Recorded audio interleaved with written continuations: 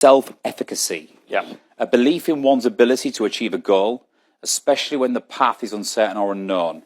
I'm going to make a statement at this point. I hope the team agrees. I scored myself high on this. If there's one of the 25 that I think I'm strong in, it's this one. Almost delusionally. Yeah. Is that a problem, or No? is that I mean, obviously, you've made a good go of it.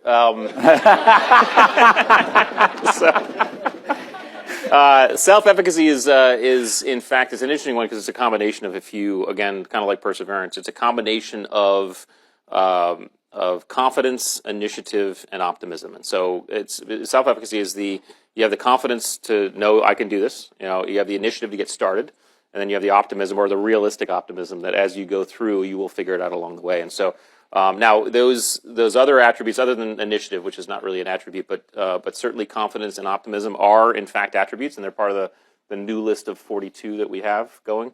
But on their own, they can be fairly inert. In other words, just confidence on its own is not going to get you anywhere. I can be very confident that I can do something. If I don't have the initiative to get started or the optimism, it's not going to work, right?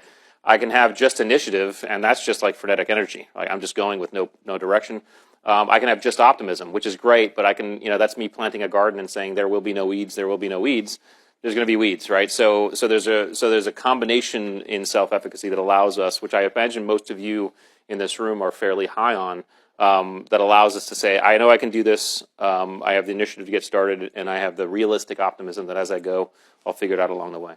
So it's got to be present in most what you would deem successful people, or certainly driven people. Yeah. That inner belief that I can do this. If you're slightly delusional like me, you watch Netflix programs around courtroom dramas, and you go with your Pringles and your glass of wine on a Friday night, and you go, I could do that. Yeah.